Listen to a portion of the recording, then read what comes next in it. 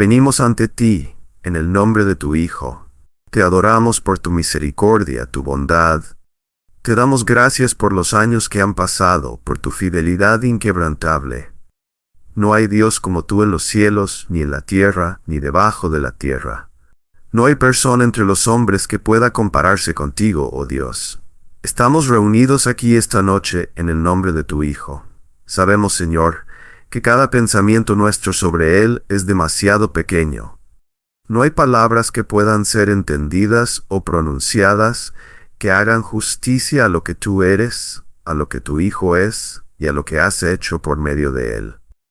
Oro, Señor, que por tu Espíritu hables lo que no puede ser hablado, que hagas claro en los corazones de todos nosotros cuán precioso es Cristo para ti y cuán precioso debe ser para nosotros. Calienta nuestros corazones, Señor, instruye nuestras mentes, cámbianos. Señor, la vida es tan efímera. Solo una visión de tu Hijo puede evitar que desperdiciemos nuestros días. Solo una comprensión adecuada de su Evangelio puede salvarnos de la condenación. Solo el poder de tu Espíritu puede capacitarnos para proclamarlo.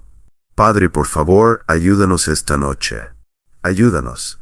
Y si hay alguien aquí esta noche, Señor, que no te conoce, que quizá esté confundido, amargado, enojado o rebelándose consciente o inconscientemente, cualquiera que sea su caso, Señor, cualquiera que sea su causa, oro para que le muestres el Evangelio, para que sea sanado. Padre, por favor, ayúdanos. En el nombre de Jesús, amén.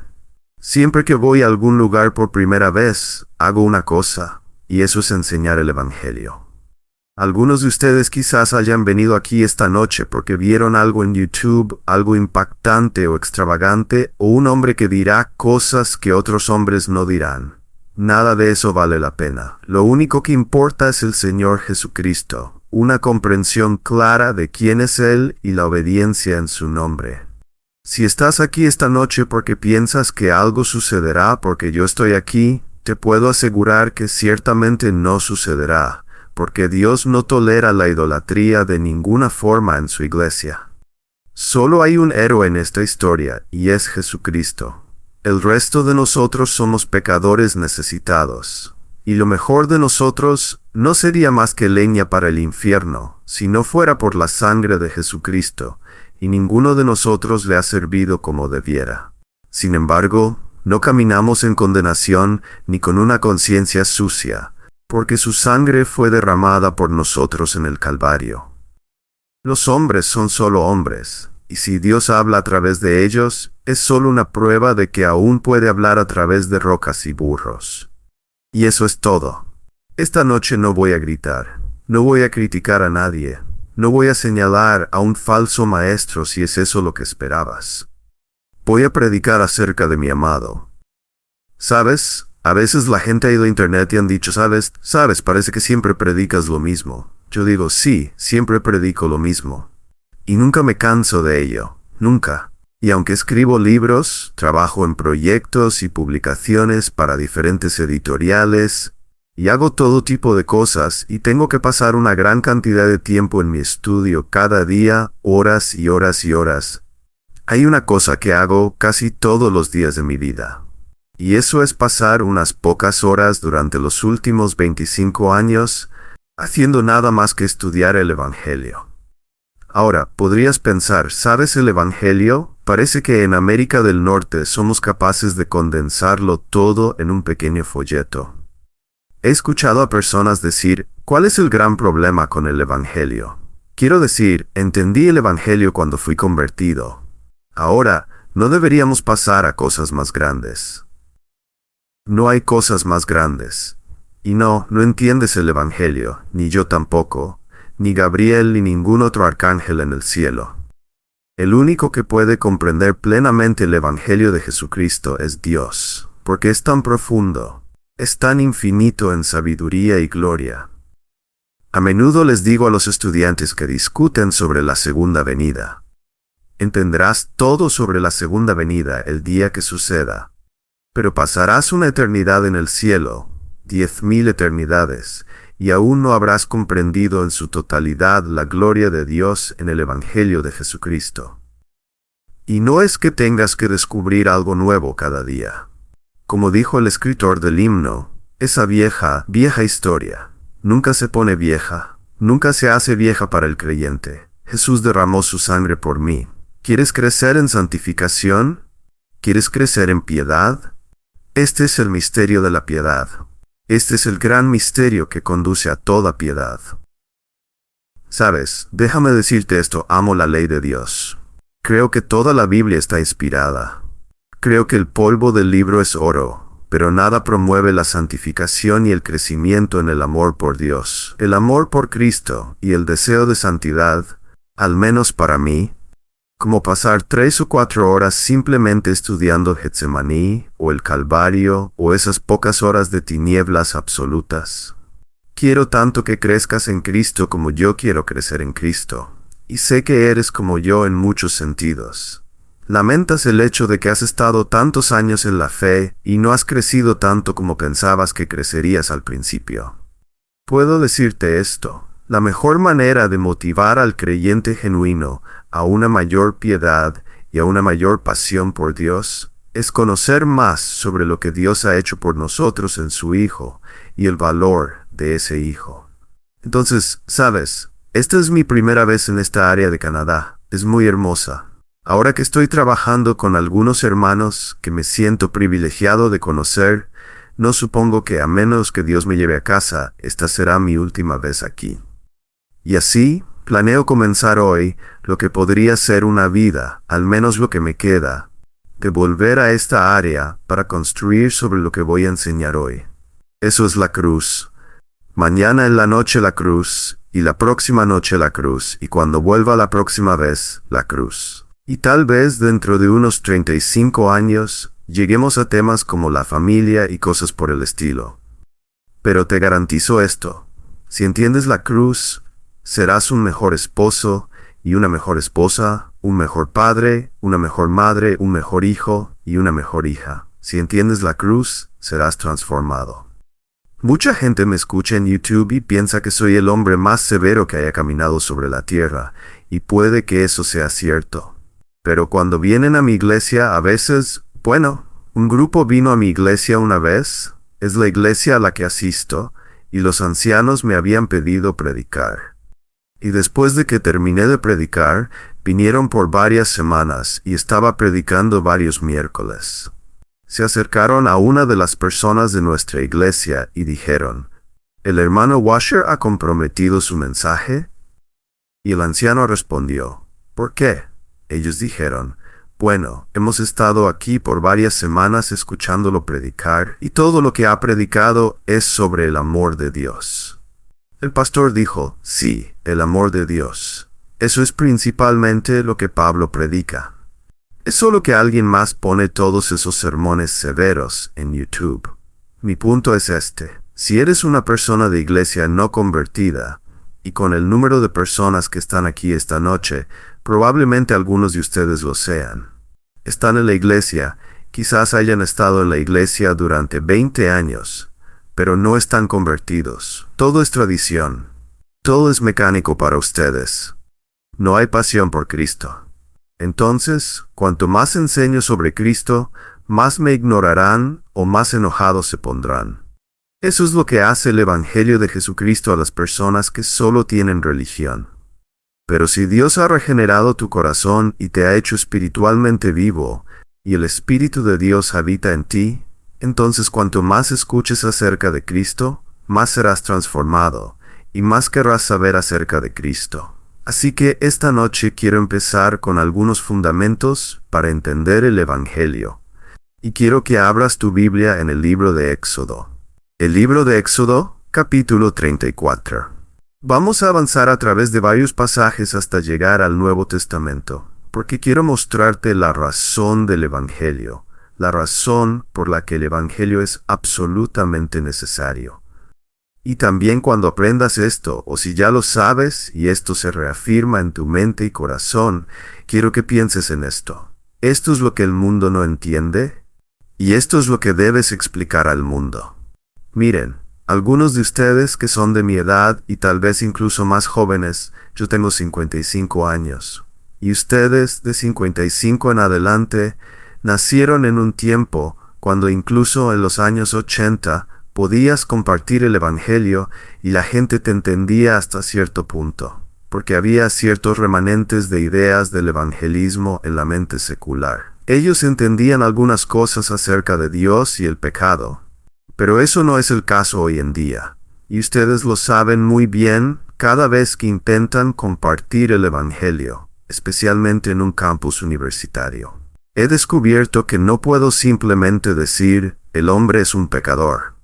Eso no importa, o incluso empezar a hablar de ciertas cosas que todos solían saber acerca de Dios. La gente ya no las sabe, así que necesitas explicar por qué hay un evangelio, por qué es necesario un evangelio, y eso es lo que vamos a mirar. Miren Éxodo 34. En este pasaje tenemos una de las mayores autorrevelaciones de Dios en toda la Biblia. Este pasaje de Éxodo 34 a veces se pasa por alto. Isaías 6 se le da más prominencia. Isaías 6 es un pasaje increíble, pero este también es una gran revelación de Dios. Miren el versículo 5. El Señor descendió en la nube y estuvo allí con él, es decir, con Moisés, mientras él invocaba el nombre del Señor. Entonces el Señor pasó delante de él y proclamó: el Señor Dios, compasivo y clemente, lento para la ira y grande en misericordia y verdad, que guarda misericordia a millares, que perdona la iniquidad, la transgresión y el pecado. Ahora bien, si yo leyera eso incluso en un programa secular de televisión, probablemente recibiría aplausos porque estoy diciendo todo tipo de cosas que incluso las personas seculares piensan que creen acerca de Dios. Dios desciende, ¿y qué le dice a Moisés? Le dice muchas buenas noticias. Esto puede ser una buena noticia para absolutamente cualquiera. Dice esto, el Señor Dios compasivo. Ahora, antes de llegar a compasivo, mira la repetición aquí. El Señor Dios. Ahora, ¿qué está pasando? Quiero decir, ¿por qué está haciendo esto? Primero debes entender que la Biblia no abre la puerta para ningún Dios aparte del Dios de las Escrituras. Y ese es el Dios de Yahvé, el Dios de la Biblia. Quiero que mires esto por un momento. Esto es lo que vas a ver en el evangelicalismo en los próximos 15 años. Vas a ver a una gran cantidad de personas, incluso consideradas evangélicas conservadoras, que van a tambalearse en esto, porque el gran crimen en las próximas décadas será este. No será decir que Jesucristo es un Salvador o que el Dios de la Biblia es un Dios. El gran crimen contra la humanidad que algunos de ustedes cometerán será este: decir no que Jesús es un Salvador o que Dios es un Dios, sino que Jesús es el Salvador y Dios es el Dios. Eso es lo primero que debes entender. Dios establece su deidad desde el principio. Y si alguien no se somete a eso, si no se aferra a esta gran verdad de que Dios y solo Dios es Dios, entonces no tienes evangelio, no tienes nada.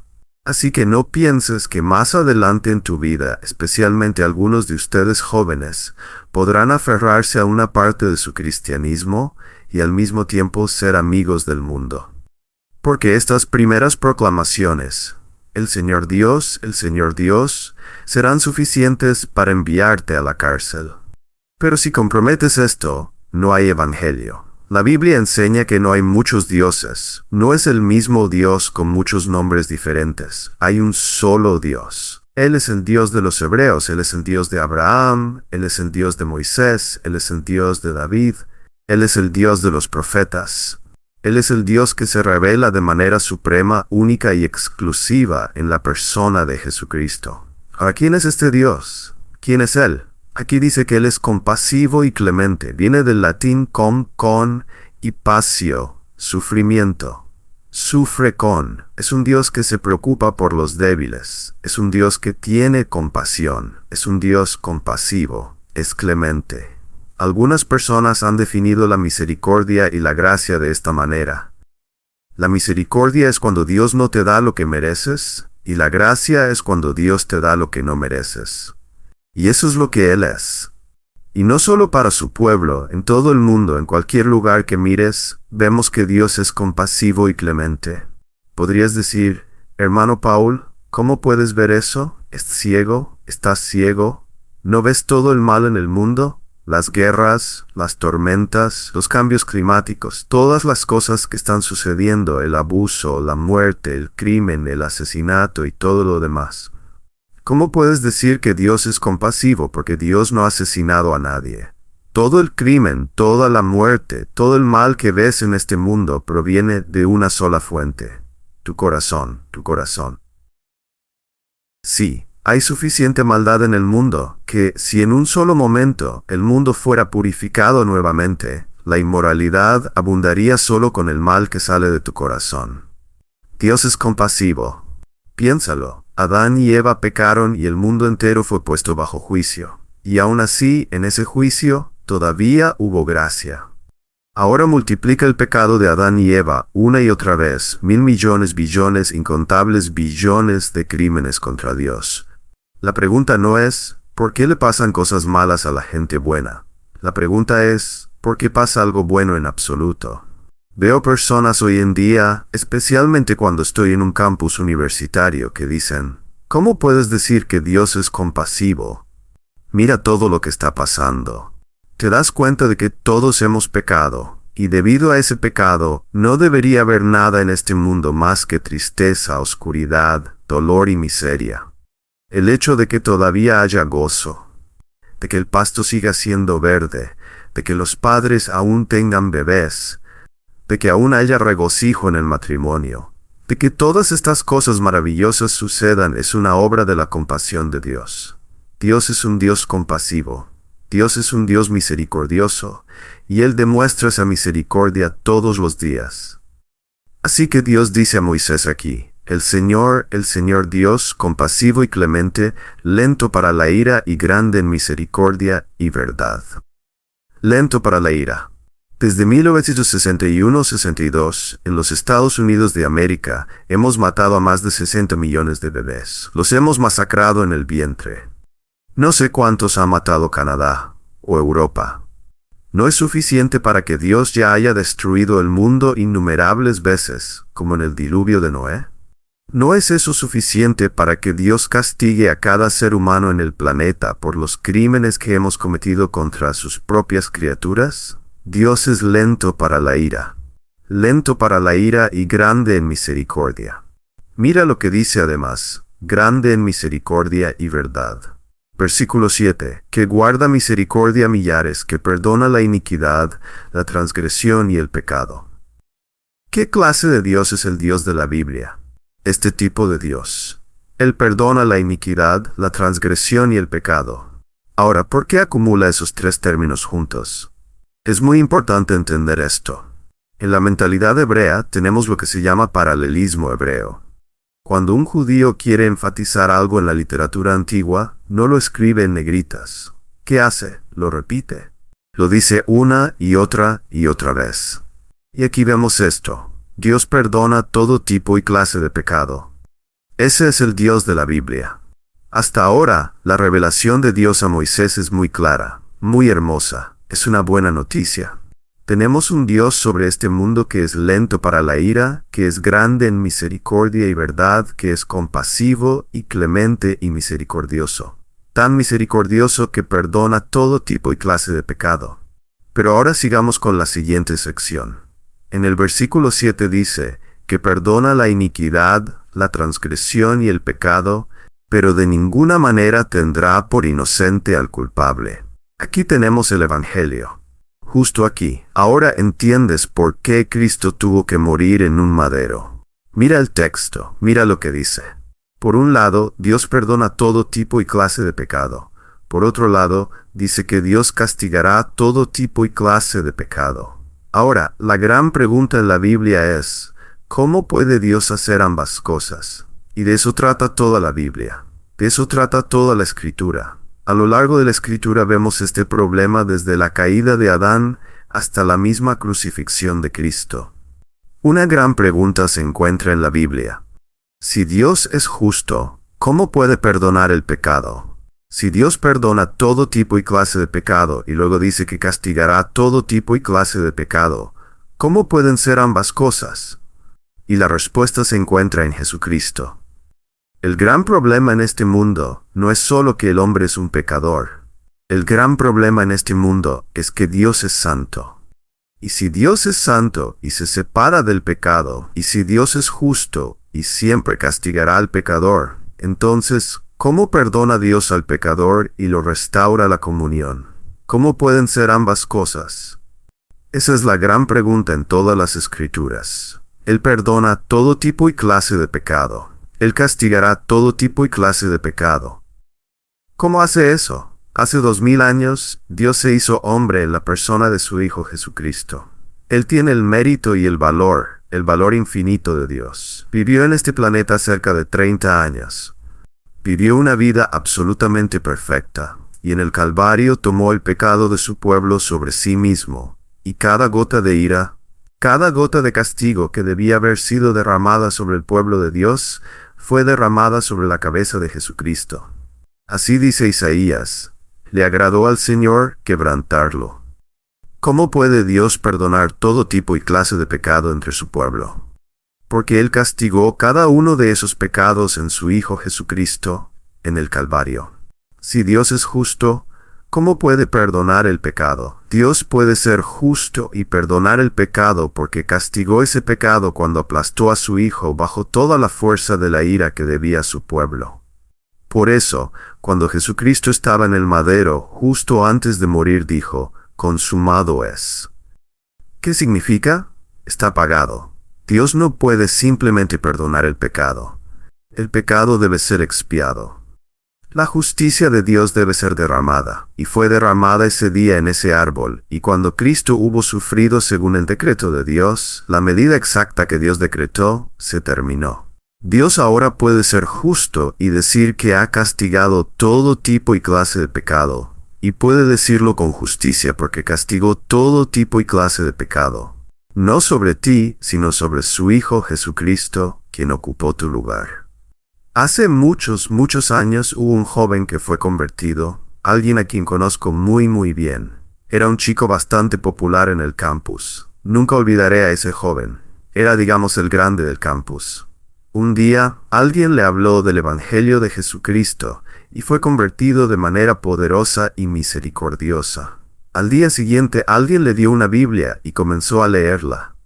Unos días después, para horror de sus amigos, lo encontraron en medio del campus. Había reunido un montón de folletos que un predicador le había dado y estaba de pie en el campus, repartiendo folletos y predicando sobre Jesús. Una transformación total. Sus amigos lo agarraron, lo llevaron aparte y le dijeron, ¿qué estás haciendo? La gente se está riendo de ti, las chicas se están burlando de ti, todos piensan que has perdido la cabeza. ¿Qué estás haciendo? Y el joven respondió, Él murió por mi pecado, Él murió por mi pecado, Él pagó por mi pecado. Ellos dijeron, bueno, sí, todo el mundo sabe esas cosas. Eso es lo que, ya sabes, sí, Jesús murió por los pecados. Y el joven dijo, bueno, entonces, ¿qué más puedo hacer? Si Él murió por mí, debo vivir para Él. Aunque no había sido instruido en teología, aunque no conocía los idiomas originales del texto, ¿qué había sucedido? El Espíritu de Dios le había revelado una verdad simple. Él era culpable. Debía morir. Pero Jesús murió en su lugar, y nunca volvió a ser el mismo. Lo conozco, puedo testificar, ha sido el mismo desde entonces, solo creciendo más fuerte. Ahora déjame hacerte una pregunta. ¿Alguna vez has considerado este hecho, que eres realmente tan pecador como para languidecer bajo el juicio de Dios por toda la eternidad? ¿Alguna vez has comprendido eso en tu mente? ¿Alguna vez te has apartado por un momento de la televisión, de todo el ruido de nuestra cultura, y simplemente te has mirado al espejo en tu corazón, y te has dado cuenta de lo que eres? Y luego, ¿alguna vez has comprendido el hecho de que el precioso y santo Hijo de Dios murió por ti? Bueno, puedo decirte que si lo has comprendido hasta cierto punto, puedo decirte cómo lo sabrás. ¿Has cambiado? ¿Algo ha cambiado? ¿Han cambiado las afecciones de tu corazón?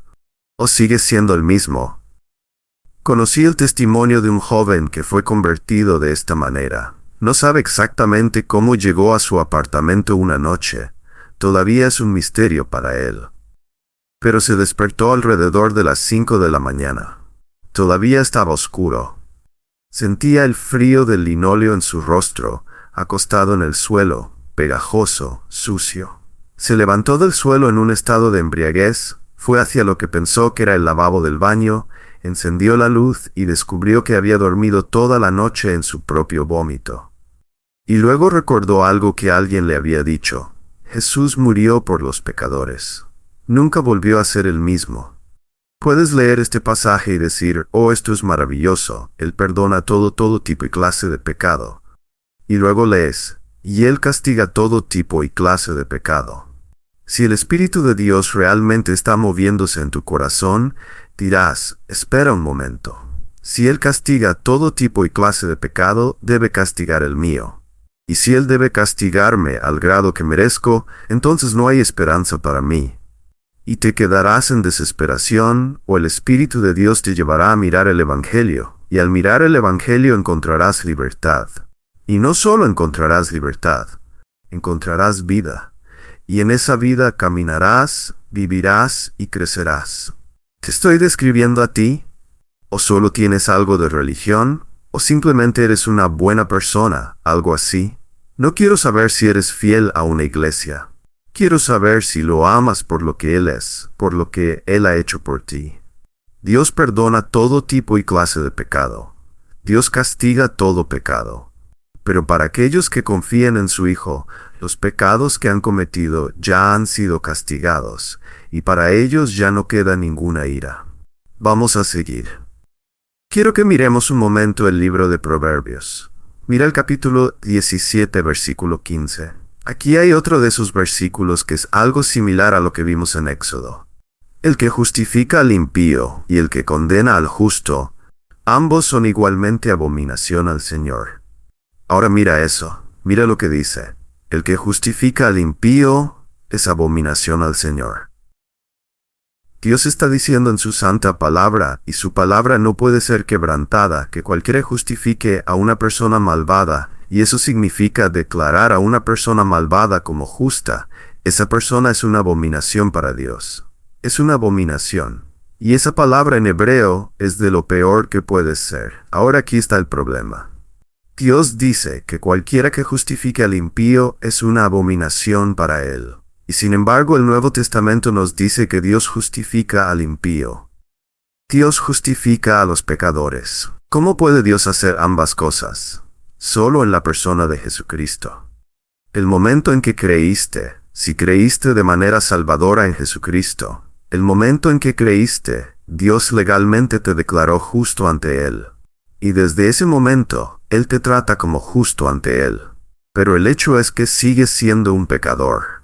Eres un pecador desde tu nacimiento, y aún después de tu conversión sigues pecando. ¿Cómo puede Dios justificarnos y no ser una abominación si todo aquel que justifica al impío es una abominación para Dios? Una vez más, la respuesta se encuentra en la persona de Jesucristo. En el Calvario tu pecado fue imputado a Él. Cuando hablamos de justificación, muchas veces las personas solo cuentan la mitad de la historia. Dicen esto: en el momento en que creíste en Jesús, Dios te declaró legalmente justo ante Él.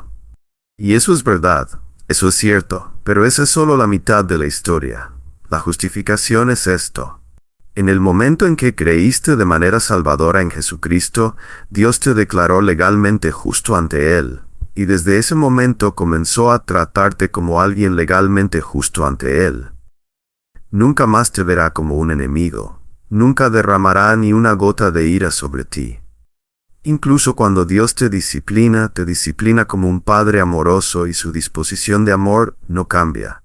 Entonces, en el momento en que creíste en Jesús, Dios te declaró legalmente justo ante Él para siempre, y comenzó a tratarte como perfectamente justo ante Él. ¿Cómo puede hacer eso? Porque en la cruz tu pecado fue imputado a su Hijo. Dios lo declaró legalmente culpable y lo trató como culpable. ¿Nunca has oído, Dios mío, ¿por qué me has desamparado? ¿Nunca has leído Isaías 53? ¿Y quiso el Señor quebrantarlo? Tú y yo, por causa de nuestros pecados, deberíamos estar separados de Dios por toda la eternidad. Pero para salvarnos de esa separación, Dios se hizo hombre, cargó con nuestro pecado y fue separado en nuestro lugar. Tú y yo deberíamos sufrir la ira de Dios por toda la eternidad. Para salvarnos de esa ira, Dios no podía simplemente decir, no te castigaré más. Entonces Él ya no sería justo. No. Dios trató con tu pecado. ¿Qué hizo? Tu pecado fue puesto sobre Cristo, y toda la ira de Dios que debía caer sobre ti y sobre mí cayó sobre Él hasta que el pago fue completo.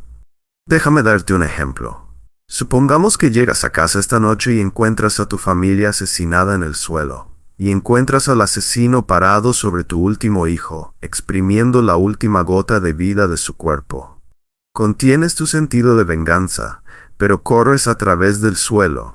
Derribas al asesino, lo atas y llamas a la policía. La policía lo lleva a la cárcel y, después de un tiempo, es llevado ante el juez. Todas las personas de la ciudad conocen el devastador asesinato, el atroz crimen que se cometió, y están en la sala del tribunal. El asesino de toda tu familia está de pie allí, con sangre en las manos, y el juez dice, «Soy compasivo y clemente, lento para la ira y grande en misericordia. Perdono todo tipo y clase de crímenes, por lo tanto te perdono, eres libre». ¿Qué dirías? ¿Dirías que se ha hecho justicia? ¿Estarías satisfecho con el veredicto? No. Dirías que el juez en ese tribunal es mucho más criminal que el hombre que asesinó a tu familia. Empezarías a escribir a políticos, gobernadores y primeros ministros o a cualquier líder político de tu ciudad, exigiendo que destituyeran a ese juez. ¿Por qué? Porque un juez debe hacer justicia. El Dios de toda la tierra no debe hacer justicia. ¿Acaso no has cometido crímenes? ¿No es cierto que la paga del pecado es la muerte eterna?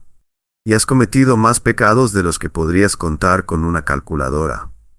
Tus pecados se acumulan sobre tu cabeza, te estás ahogando en ellos y todos claman por tu condenación.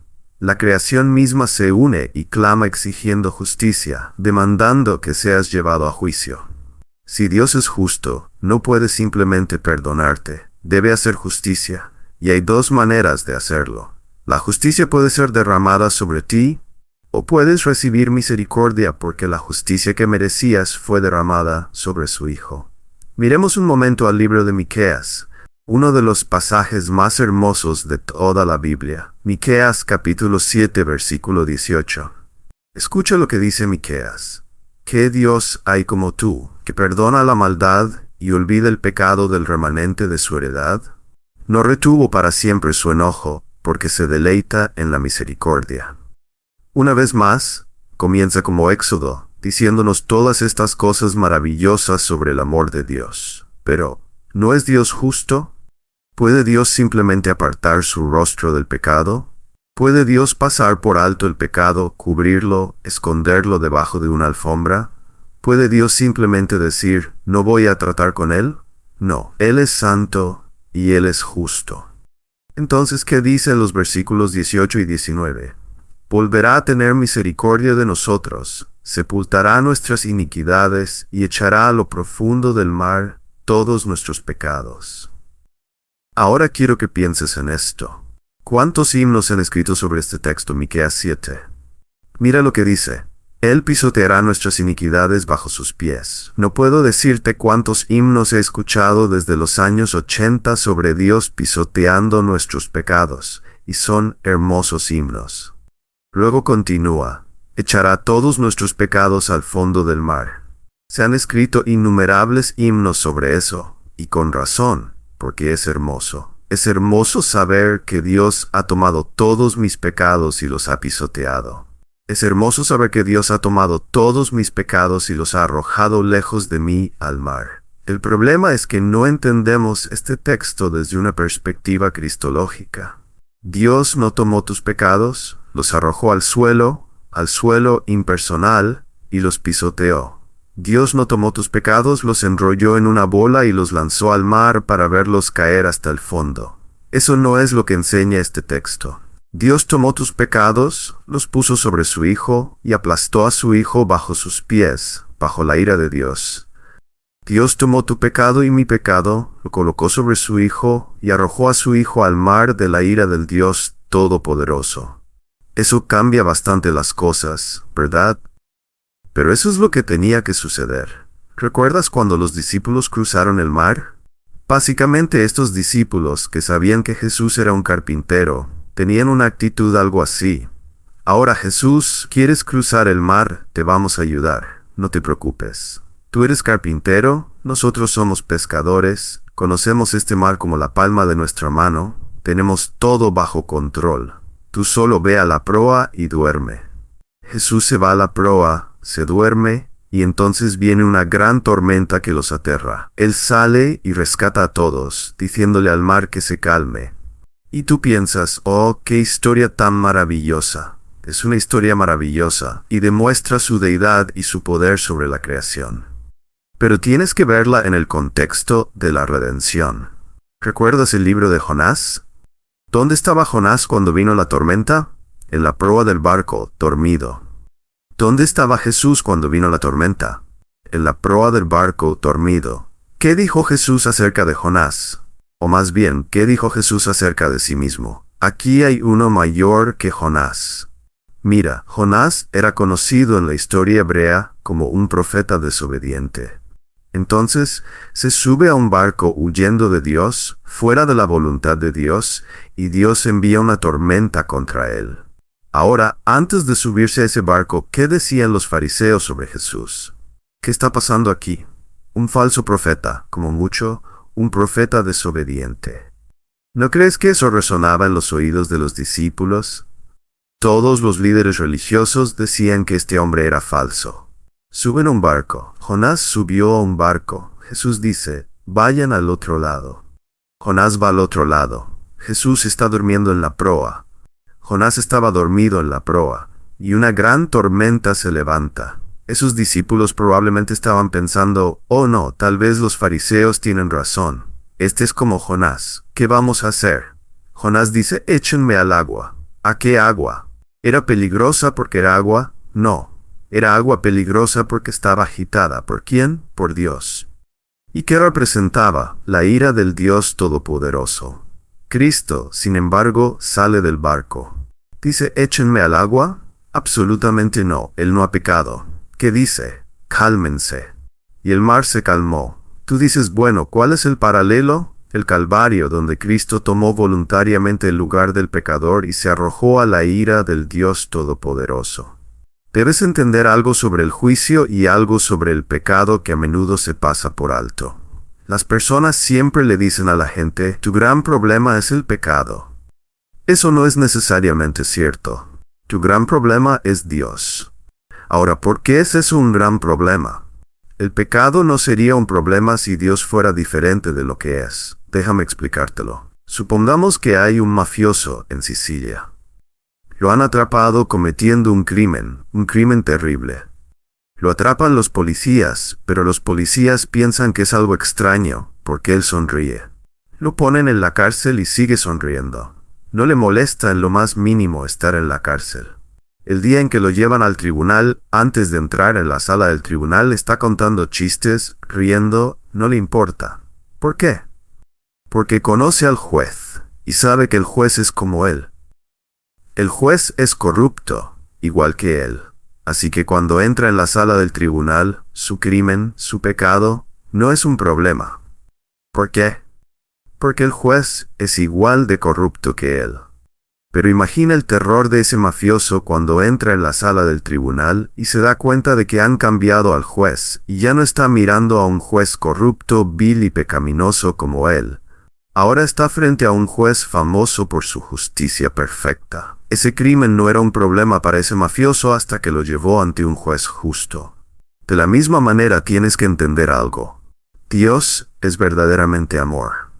No puedes decirlo lo suficiente. No puedes decirlo con suficiente fuerza. No puedes decirlo tantas veces como deberías. Dios es amor. Dios es amor. Dios es amor. Dios es amor.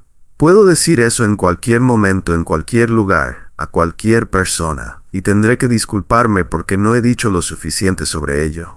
Dios es amor, pero Dios también es justo. He escuchado a evangelistas decir, en lugar de ser justo contigo, Dios fue amoroso. Bueno, si has estudiado lógica, eso significa que el amor de Dios es injusto. Pero el amor de Dios no es injusto. Dios es amor, pero también es justo, y no puede dejar de lado su justicia ni siquiera en nombre del amor. Debe castigar el pecado y debe castigar al pecador. Y si eliges enfrentarte a Dios por tu cuenta, serás castigado. Incluso mientras Dios te castiga, Él seguirá siendo amor, manifestándose en justicia. Pero el amor de Dios también se ha manifestado en misericordia, y Dios ha dado un sustituto, su Hijo Jesucristo. Cristo tomó tu lugar. He estado predicando durante 34 años y predico mucho. Tengo una familia, amo a mi familia. Lo más cercano que tengo a la idolatría es mi esposa y mis hijos. Y aunque tengo 55 años, tengo un bebé de 6 meses. Sorpresa, sorpresa, sorpresa.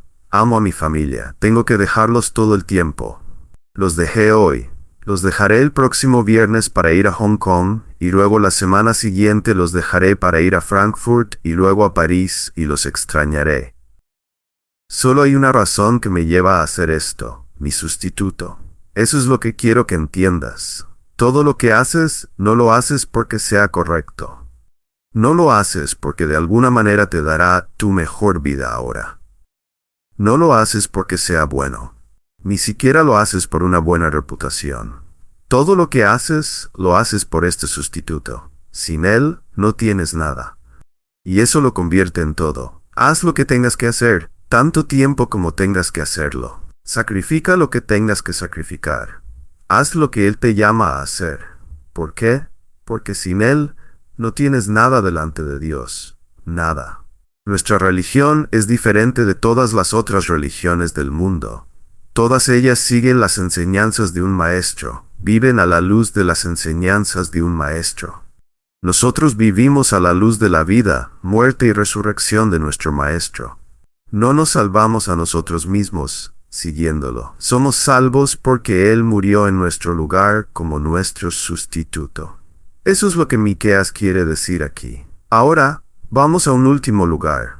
Vayamos al libro de Romanos, capítulo 3, capítulo 4, un versículo que probablemente has leído en el libro de los Salmos innumerables veces y has celebrado en él, pero tal vez no te has dado cuenta de lo que estás leyendo. Mira lo que dice: bienaventurados aquellos cuyas iniquidades han sido perdonadas y cuyos pecados han sido cubiertos. Bienaventurado el hombre a quien el Señor no tomará en cuenta su pecado. Espera. ¿Dios cubre el pecado? ¿Cómo llamamos a un juez que cubre el pecado? En mi país decimos que barró el crimen bajo la alfombra, lo hizo desaparecer. Levantó la alfombra, lo barrió debajo, lo cubrió cuidadosamente y nadie sabe que está allí. Llamamos a ese juez un juez corrupto. Sin embargo, la Biblia nos tiene regocijándonos por el hecho de que Dios cubrió nuestro pecado. Sé que has leído eso muchas veces y has cantado canciones sobre ello diciendo, «Oh, esto es maravilloso», pero tal vez no te has dado cuenta de lo que tomó para que esto sucediera. ¿Cómo puede Dios cubrir el pecado? No puede darle la espalda al pecado, no puede ignorar el pecado. A lo largo de toda la Escritura, Él dice, «Debo castigar el pecado». ¿Por qué debe castigar el pecado? ¿Porque está obligado por alguna fuerza externa? Absolutamente no. Él debe castigar el pecado por lo que Él es. Él es santo y justo. Entonces, ¿cómo puede cubrir el pecado? Puede cubrir el pecado porque el pecado fue castigado. ¿Cómo? En su Hijo. En todos estos textos no hay respuesta hasta que llegas al Hijo, y la respuesta se encuentra en Él. La única manera en que Dios puede salvarte es porque Jesús murió en tu lugar. La única manera en que Dios puede salvarte de su propia ira es porque Dios se hizo hombre y sufrió esa ira en tu lugar. Y al sufrir esa ira, la extinguió, satisfizo la justicia, y ahora Dios puede declararte justo ante Él y tratarte como justo ante Él. no porque sigas perfectamente alguna enseñanza, sino porque te has lanzado sobre el Hijo que murió. Te has lanzado sobre Él. En mi país, y sé que también en otros países, aunque no sé si en Canadá, cuando un gobernador o presidente deja el cargo, se le otorga con cierta restricción el poder de perdonar a personas que están en la cárcel. Ahora bien, no puede hacerlo en exceso, sin levantar sospechas, pero puede perdonar a quienes desee. Y muchas veces he escuchado a evangelistas decir, «Eso es lo que Dios hizo contigo». No, eso no es lo que Dios hizo contigo. Verás, muchas personas que son verdaderos criminales, que han cometido crímenes pero han sido perdonadas, viven el resto de sus vidas en miseria. Algunas incluso han cometido suicidio. Fueron perdonadas, fueron liberadas. ¿Por qué viven en miseria? ¿Por qué se suicidan? Por su conciencia. ¿Qué hay de malo con su conciencia? Son libres, pero el crimen nunca fue pagado. Son libres, pero el crimen los devora y devora, porque nunca lo pagaron. Habría sido mejor que se quedaran en prisión y cumplieran los 20 años completos, porque al menos cuando salieran, la sociedad diría, has pagado tu deuda, y su conciencia estaría limpia. Eso no es el cristianismo. Tú como cristiano has sido perdonado aunque eras culpable, pero puedes tener una conciencia limpia. ¿Por qué? El crimen ya no está pendiente. El crimen fue pagado. Fue pagado. Ya no está en los libros. Sin crímenes pendientes, sin culpa, libertad perfecta.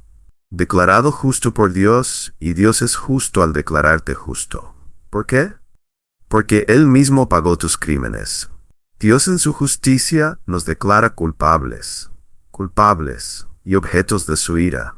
Dios, en su amor, se hace hombre, vive una vida perfecta, toma tu pecado y mi pecado sobre sí mismo, y al sufrir la ira que merecemos, satisface plenamente las demandas de justicia.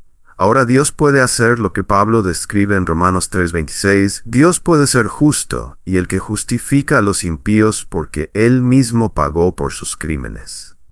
De eso se trata el Evangelio. Muchas veces cuando comparto el Evangelio, ya sea en un avión, en un campus universitario, con un camionero, un obrero, un doctor, no importa, comienzo con esto. ¿Quieres saber cuál es el mayor problema de la Biblia? ¿Quieres saber de qué trata toda la Biblia? Quiero decir, desde Génesis hasta el final. ¿Quieres que lo resuma? Y ellos dicen, sí, si puedes hacerlo rápido, está bien, se trata de esto.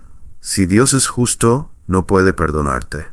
Inmediatamente empiezan a reflexionar. ¿Qué quieres decir con que Dios no puede perdonarme? ¿Acaso no es Dios amor? Sí, lo es. Pero también es justo. Eres un criminal. Si te perdona, no es justo. De eso trata la Biblia. Ese es el argumento de Pablo en Romanos 3. ¿Cómo puede Dios ser justo y el que justifica a los hombres malvados? Porque Jesucristo, el Hijo de Dios, murió por los hombres malvados y cuando dijo, consumado es, pagó el precio en su totalidad.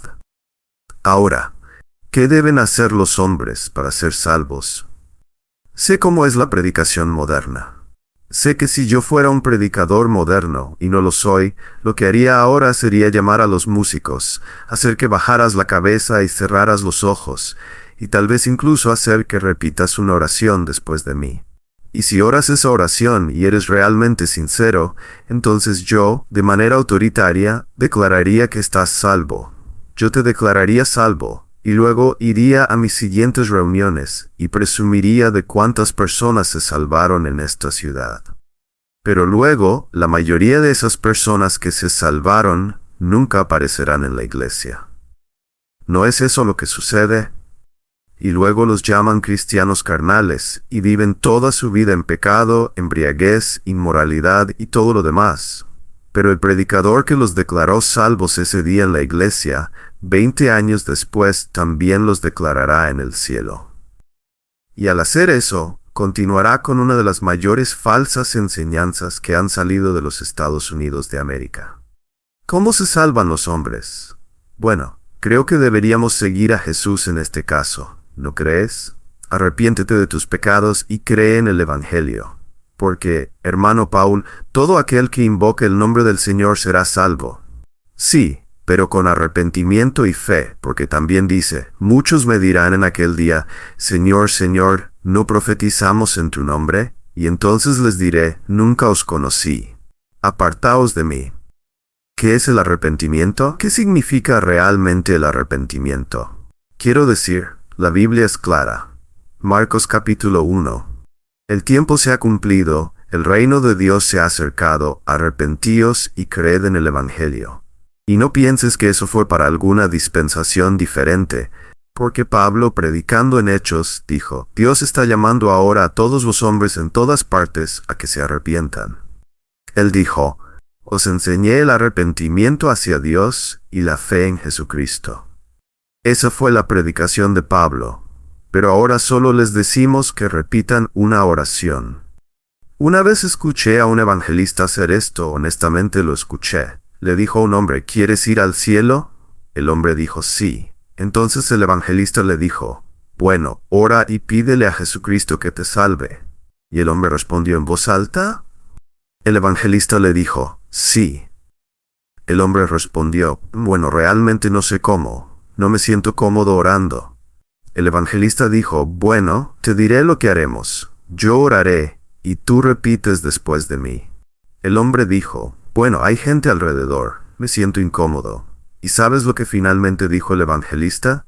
De acuerdo, esto es lo que haremos. Yo oraré, y si lo que dije es lo que quisiste decirle a Jesús, aprieta mi mano cuando termine. He aquí el poder de Dios en el evangelicalismo estadounidense. Jesús dijo, arrepentíos y creed en el Evangelio. La salvación no es por obras, es un regalo de Dios. No puedes añadir nada, absolutamente nada para salvarte. Es totalmente por gracia. Jesús lo dejó bastante claro. Arrepiéntete y cree en el Evangelio. Ambas cosas, el arrepentimiento y la fe, son obra del Espíritu de Dios en el corazón de una persona, algo que no puede ser manipulado ni creado por ningún evangelista. El evangelista solo puede predicar. Es el Espíritu de Dios quien debe hacer que tu corazón se arrepienta, hacer que tu corazón crea, despertar tu corazón, darle vida. Es lo que se llama nacer de nuevo. ¿Qué es el arrepentimiento? Significa cambiar la mente. Bueno, eso suena superficial, pero si usas tu mente no sonará superficial. Todos ustedes están sentados aquí muy tranquilos ahora mismo. Su pulso no se acelera. ¿Por qué? Porque no creen que este auditorio esté en llamas, y no lo está. Pero si pensaran que está en llamas, si su mente cambiara, ¿qué sucedería? Todo, absolutamente todo cambiaría. ¿Cambiarían sus emociones? Absolutamente, sus emociones cambiarían. ¿Cambiaría su voluntad? Cambiaría. ¿Cambiarían sus acciones reales? Sí, cambiarían. Ya no estarían sentados tranquilamente. Saltarían, correrían hacia la puerta, atropellarían a la gente, saltarían por una ventana, pero saldrían de aquí. La mente es el centro de control de todo lo que eres, tu voluntad, tus emociones, tus acciones. Para que la mente realmente cambie sobre algo, todo cambia. Déjame darte un ejemplo. El mayor ejemplo de arrepentimiento que conozco en la Biblia es el apóstol Pablo, Saulo de Tarso. Salió de Jerusalén hacia Damasco. En su mente, creía que Jesucristo era el mayor falso profeta que jamás había caminado por el planeta. En su mente, creía que los cristianos eran enemigos del pueblo de Dios y de Dios mismo, y que debían ser encarcelados o asesinados. Eso pensaba con su mente, y por eso actuaba de esa manera. Fue a cazarlos. Estuvo presente en la lapidación de Esteban, y estuvo de acuerdo con ella. Porque pensaba en su mente que Jesús era un falso profeta, y que los cristianos eran enemigos de Dios. En el camino a Damasco, ¿qué le sucedió a Pablo? Su mente cambió. Fue algo cataclísmico, ¿verdad? Fue increíble. Frente a él está el Cristo resucitado, el mismo a quien había estado persiguiendo, blasfemando, odiando. Pablo se da cuenta de que estaba equivocado en todo. El tejido mismo de la realidad se desgarró en ese momento para el apóstol Pablo. Estaba equivocado en todo. ¿Lo ves? En su mente, todo lo que pensaba que era importante estaba equivocado. Creía que Jesús era un falso profeta, el mayor falso profeta, solo para descubrir que era el Mesías y el Hijo del Dios viviente. Creía que los cristianos debían morir o, en el mejor de los casos, ser encarcelados, y descubre que se había convertido en el mayor perseguidor del pueblo de Dios. Estaba equivocado, totalmente equivocado. ¿Qué sucedió? Fue a Damasco creyendo en Jesucristo, proclamando a Jesucristo y entregando su vida por el pueblo de Dios. Se arrepintió. No fue una obra, fue un cambio de corazón, un cambio de mente. Así como la fe tiene obras o está muerta, también el arrepentimiento tiene frutos. Juan fue muy claro sobre eso. Den frutos dignos de arrepentimiento. No significa que te arrepientas y trabajes. Significa que si realmente te has arrepentido, tus emociones, tus acciones, tu voluntad, todo cambiará, tal como cambió en Pablo. Ahora pongamos esto en términos modernos. Un joven jugador de hockey ha vivido toda su vida levantando pesas, todo lo demás, hockey. Es un ídolo, es todo para él. Ahora tiene 18 años. Está en la universidad, haciéndolo todo. Parece que los profesionales están a su alcance. Vive, come, bebe y duerme hockey. Es todo para él. Un día, mientras se prepara para entrar al auditorio, al rink de hockey, hay un pequeño predicador adolescente repartiendo folletos en la puerta. Antes de que lo alejen, logra darle un folleto a esta joven estrella en ascenso. El chico lo guarda en su bolsa. Por la noche, aburrido en casa, un poco adolorido, saca el folleto y empieza a leerlo por curiosidad. Y el Espíritu de Dios comienza a moverse. ¿Qué sucede? Se da cuenta de que está equivocado en todo. Todo lo que pensaba que era importante es basura. ¿Y qué sucede? Cambia su mente y todo lo demás cambia. No necesariamente significa que deja de jugar hockey, aunque podría significar que deja de jugar hockey. Ahora está bajo una nueva dirección. Hay un nuevo Señor. Hay una verdadera razón para vivir. Una joven tiene 15 años, es hermosa, lo sabe. Todos lo saben. Es realmente preciosa. Se para frente al espejo todos los días, se mira en el espejo, piensa en ropa, lee revistas, piensa en chicos, en el baile de graduación en la escuela. Un día ve a una chica sentada en la cafetería, la que es algo así como el patito feo de la clase, y parece estar leyendo algo. Se acerca para burlarse de ella, pero de repente ve que es una Biblia. Se sienta y le dice, ¿qué estás haciendo? La chica, humilde y mansamente, le cuenta la historia del Evangelio. La joven se siente muy perturbada. Intenta reírse de ello, pero esa noche, mientras está con sus amigas, está bastante miserable. Bebe más de lo habitual, vuelve a casa, se mira en el espejo y no ve más que fealdad, pecado, vanidad, suciedad y podredumbre. Todo en su mente cambia. Comienza a vivir para Jesucristo. Un hombre de negocios ha vivido toda su vida. Todos en la ciudad lo conocen. Tiene los mejores autos, sus hijos van a las mejores escuelas, tienen la casa más grande, lo tienen todo, poseen los negocios, son respetados, son temidos. Un día, recoge un folleto del escritorio de uno de sus empleados. Está a punto de enfadarse por ese fanatismo que parece estar extendiéndose en su negocio, pero decide echarle un vistazo, solo para obtener información y poder enfrentarse al empleado. Y entonces se da cuenta de que es el mayor tonto que jamás haya vivido, que ha vendido su propia alma por unas pocas monedas. Se da cuenta de que está equivocado en todo, y todo cambia. Eso es el arrepentimiento. Pero no es solo darse cuenta de que estás equivocado, es lanzarte sobre Cristo. El cristiano está completamente y totalmente convencido de que solo tiene una esperanza de ir al cielo. Jesucristo murió por sus pecados. No puedo decirte cuántas personas en iglesias evangélicas, iglesias metodistas, iglesias presbiterianas, iglesias bautistas, iglesias independientes, iglesias bíblicas que he visitado me han dicho, y siento cierta cautela en mi espíritu, bueno, sí, soy cristiano, estoy creyendo en Jesús, lo estoy haciendo. Entonces les pregunto, ¿estás realmente seguro? Bueno, estoy haciendo lo mejor que puedo. ¿De verdad? ¿Qué significa eso? Bueno, estoy trabajando duro, y eventualmente te das cuenta de que no están confiando en Cristo en absoluto. Nunca han llegado realmente a entenderlo. Si yo muriera ahora mismo, después de más de 30 años de predicación, después de haber sido misionero durante 10 años en la selva, después de todo lo que he pasado, si muriera ahora mismo, iría al cielo por una sola razón: Jesucristo derramó su sangre por los pecadores. Eso es todo, ni un ápice de justicia propia de la que jactarme. En mi mejor momento de vida, si Dios me juzgara en mi mejor milisegundo de vida, solo me enviaría al infierno. De hecho, si Dios tomara el mejor segundo de cada creyente que haya caminado sobre la tierra y juntara esos segundos en una sola persona y juzgara a esa persona en lugar del resto, aún así solo mereceríamos el infierno. ¿En qué estás confiando? Porque si estás confiando en un ápice de justicia propia, o en una buena obra, o en algo que hayas hecho, entonces todavía no estás confiando en Cristo. ¿Estás confiando solamente en Cristo?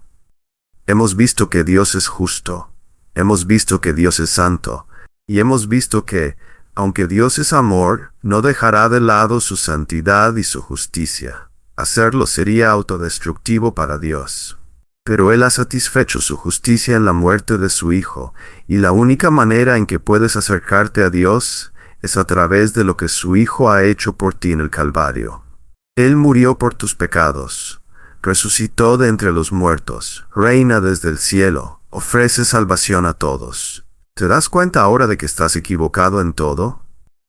¿Y ves ahora que tu única esperanza es Cristo, Cristo, Cristo? No vamos a tener una canción, no porque no quiera ver a la gente salvarse, sino porque no quiero manipular a nadie.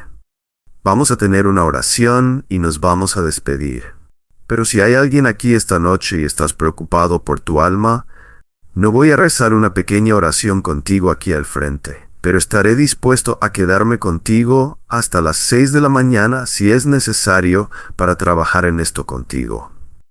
No te trataré como un número, no te trataré superficialmente, no te haré rezar una pequeña oración, no haré una señal de la cruz sobre ti, no te daré una palmadita en la espalda y te diré: bienvenido a la familia de Dios. Pero te diré esto: te llevaré a la Escritura y te mostraré lo que es el arrepentimiento. Y luego el Espíritu de Dios te mostrará si te has arrepentido. Te llevaré a la Escritura y te mostraré lo que es la fe. Y el Espíritu de Dios te mostrará si tienes fe. Porque el Espíritu de Dios, usando la Escritura, es el único que tiene el derecho de decirte que estás salvo, no algún predicador.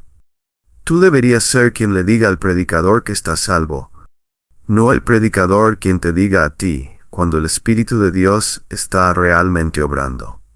Oremos. Padre, vengo ante ti esta noche y oro para que obres en el corazón de las personas, estas preciosas, preciosas personas. Oro para que los cristianos sean fortalecidos en su entendimiento del Evangelio.